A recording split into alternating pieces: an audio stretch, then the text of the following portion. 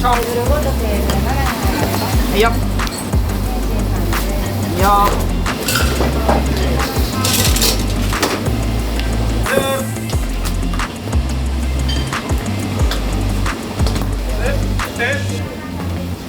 いや、では。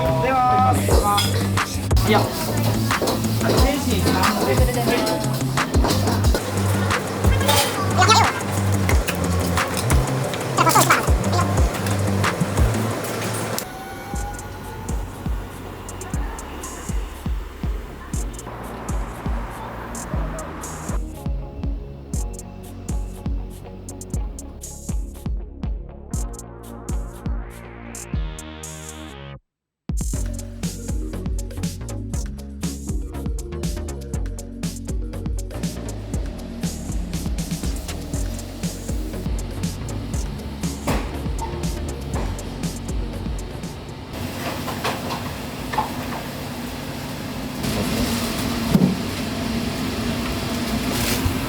鶏ガラなんですけど、はい、結構このカットしてあるのが珍しくて、鶏ガラって僕らも何回かいろんなの使ったんですけど、大体塊が多いんですよ、一体ものが。はいはいはい。どこもやっぱカットしてくれるところがないんですけど、一手間かかりますもんね。そうですね、昔からやってる業者さんでずっとカットしてもらって、1日分を準備してるみたいな感じなんですか？そうですね、毎日この量だけ炊いて。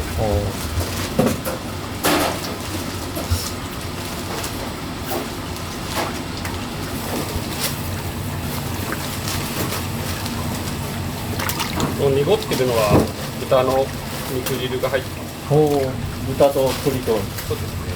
蓬莱今が50年で、50年で僕3代目なんですけど、はい、先代2代目3代目で血縁関係はないんですよ。あ、そうなんですか。そうなんですよ。だから僕も親戚とかじゃなくて、僕も先代にはお会いしたことなくて、2代目から引き継いだ。そうですね。2代目の方から引き継いで今15年ぐらいかな。はい、ここでカウンターで12席の店だけだったんですけど、それ木下さん時もそっから？そう、僕もそっからです。で、自分らでやりだして並木の店を自分らで出して、で並木の店出した後にちょっと隣の店舗が開いたんで、でここ増床しようって言って増床して、で今レクトにあってっていう感じですね。7年前ぐらい。7年ぐらい前ですね。増床したのがですね。だから結構綺麗な。だってさっきの話だともう7年前から働いてるわけですもんね。そうですね。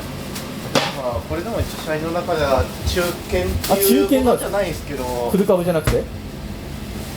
フル株になるんですかねもう。まあ長いってフル株。まあ昔からあるんで、蓬莱ハンボールといえばみたいな。ありますよね。はい、あれにはなってると。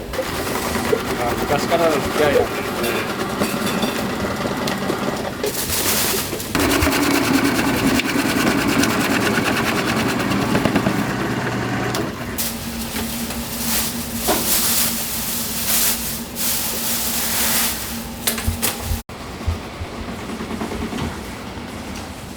言われたきっかけはもともと働いてるとかってことじゃないですか？もともと働いとって、はい、この方がもう辞めるっていう話になって、じゃあ、ね、やりますってことで、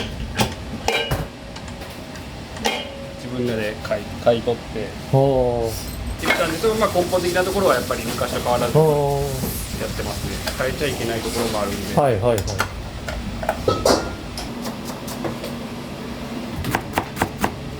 これが白菜の芯なんですけど、葉っぱは中華の具に使って、で余った白菜の芯はこれ天津の中に、はい、この芯が入ったら結構食感的に確かに、はい、心地が良くなるので、ボリュームもすごいですけど、なんか食べきれちゃうんですよね。そうですね。やっぱ鶏ガラの醤油の出汁なんですけど、はい、それがやっぱ見た目よりやっぱ食べた時にあっさりしている。卵自体も味付けはしないんですけど、やっぱふわふわでこう甘みがあるような、多分そこは本当強火でふわっと揚げるような感じの作り方が合ってるんだなとは思うんですよ。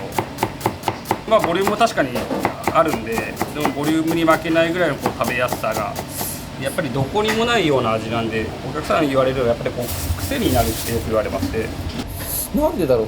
他であんま天津頼まないんですけど、はい、なんですよね、そのここの店主が美味しいなやっぱ他の店主と違うところは一番やっぱ具が入ってるところもそうだと思うんですよ。具がたくさん入ってるからそうですね、具が入ってて、その鶏ガラの醤油の具と、野菜と豚肉の旨味をぐっとこう火力で織り交ぜてっていう感じだと思うんですよ。でそこに卵の優しい感じが乗っかるんで、タレが美味しいってことですか？タレが美味しいんだと思います。はい、だしにずっとこだわり持ってやってるんで、その中でもやっぱ調理工程、中華ならではのその火力っていうところの見せ場も加えつつっていうところだと思います。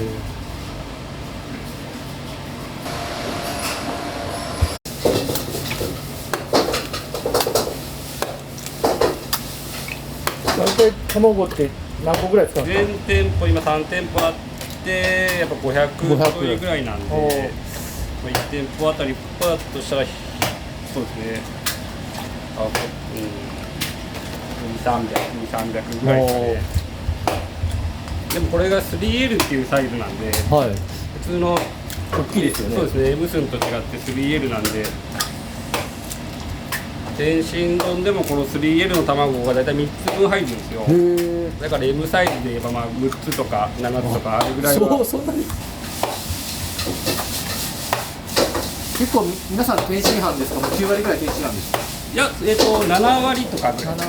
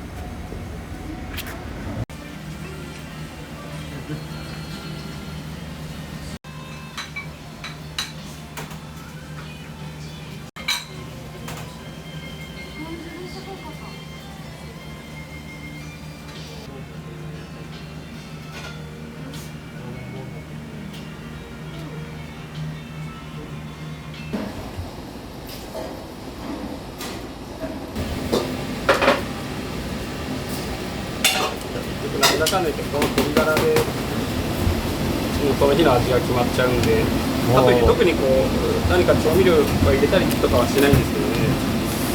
ただきちっとこうアク取ってあげたりとか、カットした部分からしっかりこう湧き出るような。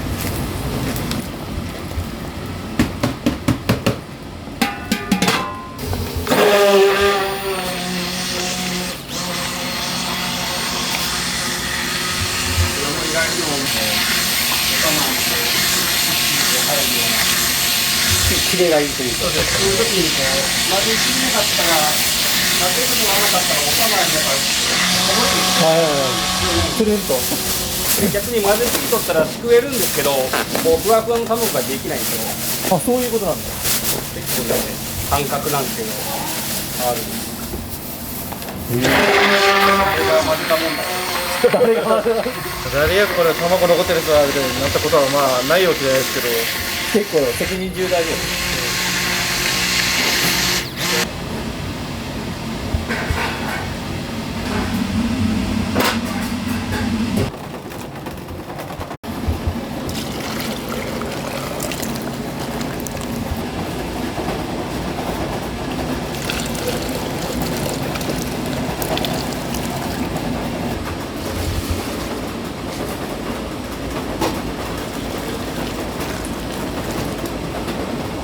切り物しようみたいなのがあったんですけど、今はもう切らんでいいんで。いいですね。だから掃除の時間も与えらそうそうそう、作れますもんね。本当は営業中とかにね、掃除しよったのを、営業中だったらやっぱどうしてもこう気が焦るじゃないですか。綺麗にならんかったりするけど。早く提供されるコツみたいのあるんですか？なんかやっぱ昼並ばれるんでお客様が、並んでる時にやっぱりもう注文取っておきます。はい、注文聞い取ってで、はい、準備しとって入って座るぐらいの時にこう提供できるような体制を整えて、結局並ばれても並ぶ時間は確かにあるんですけど、どうしても、はいはい、ただ提供時間自体はそんなにかかってない。あ、そうか。じゃあ座ってからすぐ出てくれば一緒ですもんね。そうですね。だから結構知らないお客さんとかが時間かかりますかとかって言われるんですけど、そこはもう並ぶ時間だけがかかるだけで、提供時間は全然かかんないんで。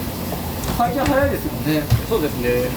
お客さんによって食べるスピードが違うから、こう出すタイミングって難しい。あ、そうですね。それが難しいですよね。ホールのことを連携取りながら、どこどこが来そうだからどこくらいの時間でお客さんが入ってきそうみたいなのは。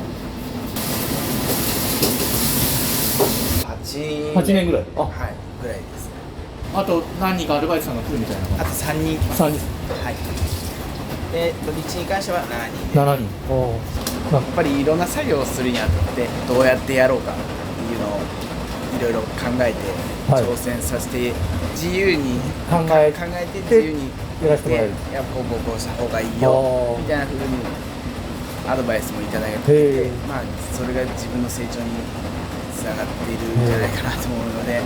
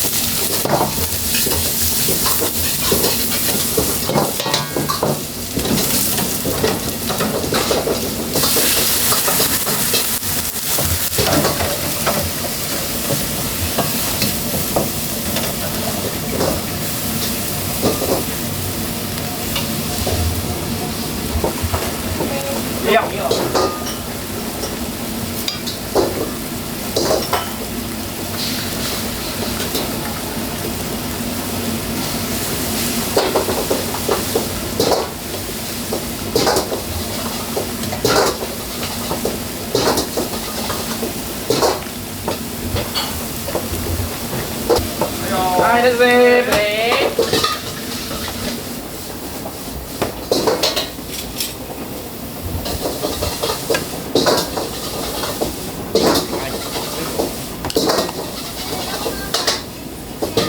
いやー。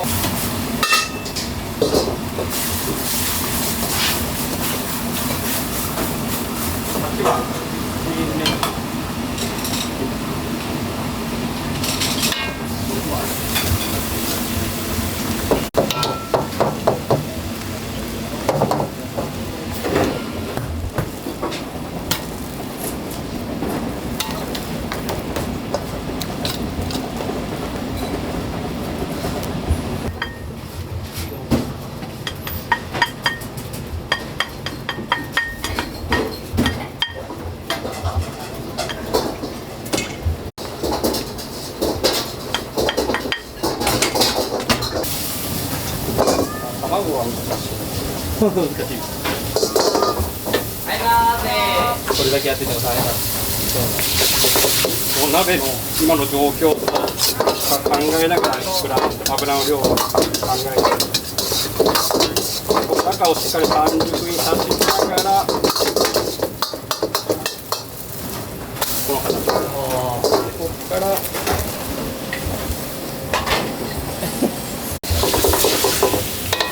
これはここに投げるんで。そうですね。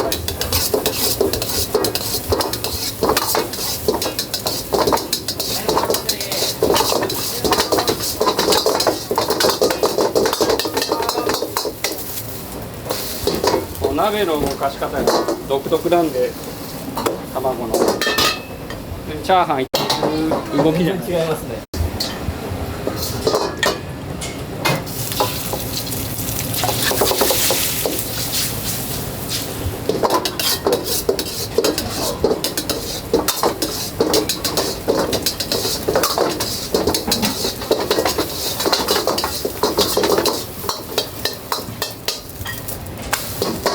乗せます。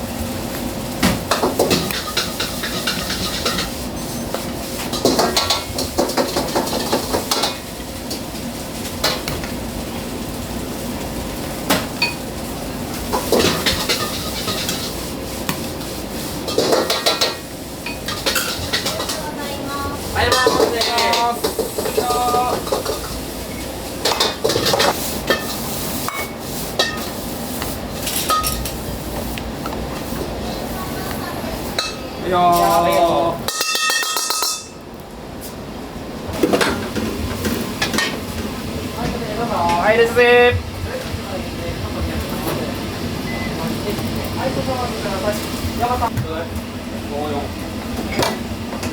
入ります。出ます。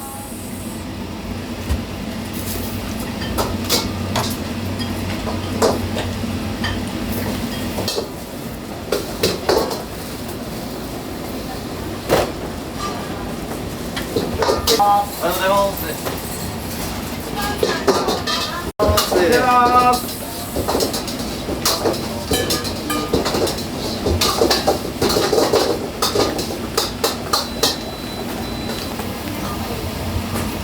ですね。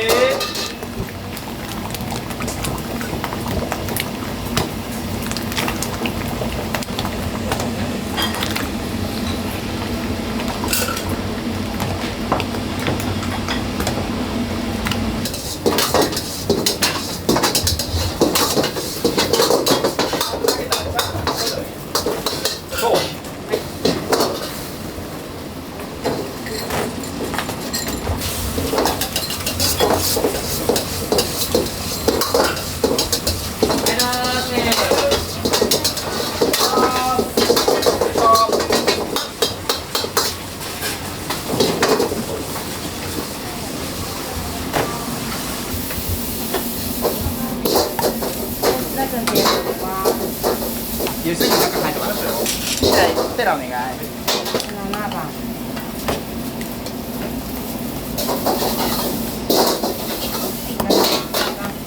お願いします。よー。2個ね。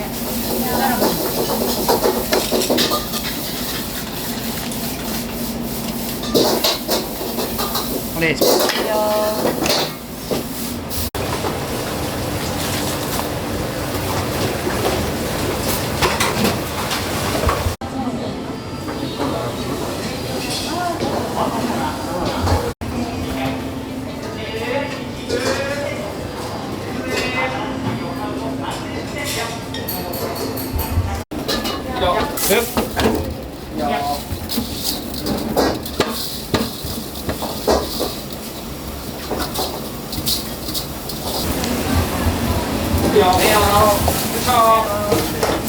チャーハンです。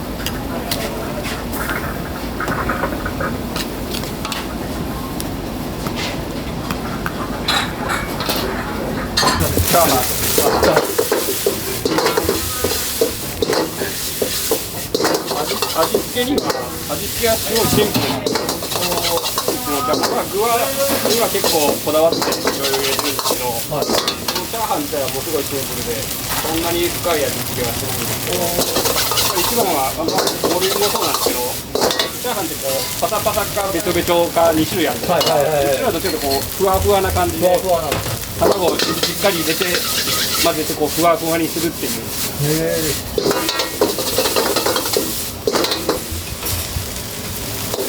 やっぱりシンプルな方が食べ飽きないんで。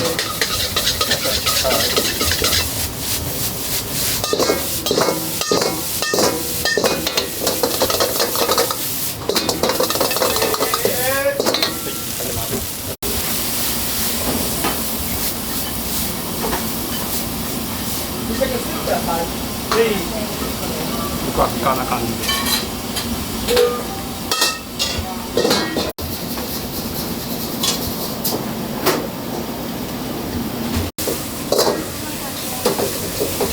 いや。お願いします。はい。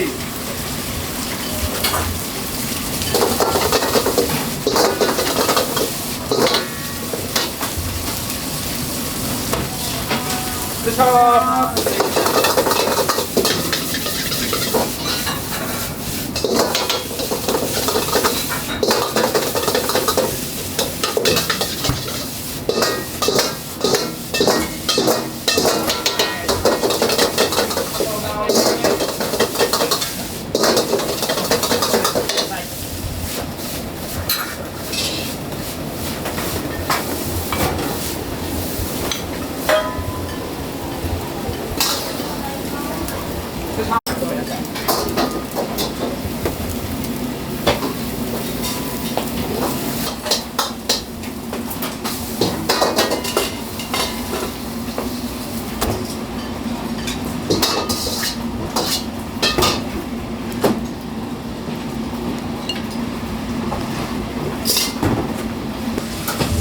あと天使2です。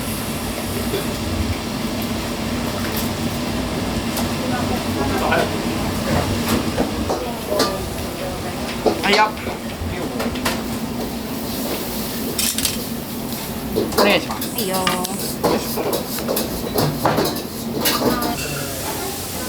診断です。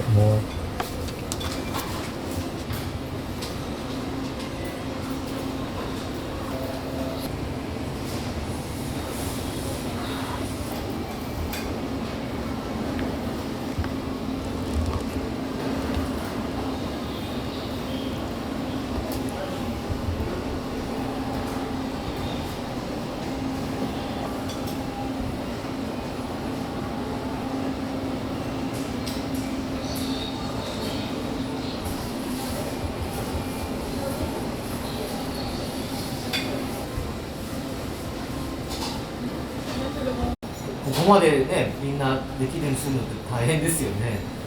まあそうですね。でもまあみんなやっぱりこう最初はね、素人ですからね。でも自分たちもねこうやろうと思ってやっぱやってくれてるんで、取り組みの中で。でも作業的なことはこう確かにこう言ったりはするんですけど、やっぱり一番大きいところはやっぱこう人間性の部分で、その人間的に大きくならないとダメだよっていうところの教え方しかしてないので、本当は作業の部分はあとはもう、ね、経験だったりとか、ね、年数がやっぱりいつかはまあ絶対できるようになるんで、だから自分自身もできるようになりたいっていう気持ちをやっぱり持たないといけないと思うので、っていう部分でやっぱ人間性の部分、人間力を身につけないとですね。じゃあ何のためにこう自分がやらないといけないのかで、自分がやってどうなりたいのかとかっていうところを自分たち自身がこう考え出したらおのずとやっぱり結果は出てくると思うんで。作業とか調理だけは教えてるわけじゃないってことですね。そうですね、逆にそこっちで教える部分の方が少ないかもしれないです。あの時こうしろはこの時はこうやったよっていうところの方が多分少ないですかね。まあ本人が自分で考えてそうしてる結果なので、自分たちが考えた中で動いてる部分に関してはほとんど何も言わない。じゃあその選択肢がここしかないんじゃなくて、こういう選択肢もあったよね、こういう選択肢もあったよねっていう選択肢を後から伝えて、じゃあ本人が同じところに同じ環境になった時にどの選択肢がベストなんかって、やっぱり引き出しがね多い方がいいんで、1つしかない引き出しじゃなくてこう2つ3つの引き出しを作ってあげるっていうところがやっぱ大事ですかね。まあその子のいいところをやっぱしっかり見つけてあげて伸ばしてあげたい。まあ、蓬莱を僕がこう3代目で引き継いだ時からそうなんですけど、そういうことなんですね。やっぱりそうですね、僕がなんでこうお店をこう引き継いでやるのかなって考えた時に、はい。まあ、先代の方がおられて2代目の方がおられてってなった時に僕じゃなくてもよかったと思うんですよ、逆に。で僕例えば腕だけだったら。そうですね、だから僕になったっていうところはやっぱりこう広げる使命がやっぱりあるのかな。どうしてもこうさっきも言ったんですけど、こう続けるのってやっぱすごい難しくて、はい、今そこだけを守っとけばじゃあ継続できるんかっていうわけでもないじゃないですか、はい、で僕の中での続けるっていうのはあくまでもこう挑戦し続ける、やり続けることがやっぱ続けるっていう持続性につながってくると思うんで、その中でこう仕込みをもっと楽にできたりとか、で人の働き方の時間をもうちょっとこう管理できたりとか、そこもやっぱチャレンジがないとできないことだと思うので、まあ、今からも厳しい環境にはなると思うんですけど、世の中的に、ね、物価が高くなったりとか人の人材不足だったりとかっていうのもあると思うんですけど、そこもでもこういうチャレンジすることによって乗り越えれる壁があると思うので、そこはまあしっかりチャレンジしていきたいなとは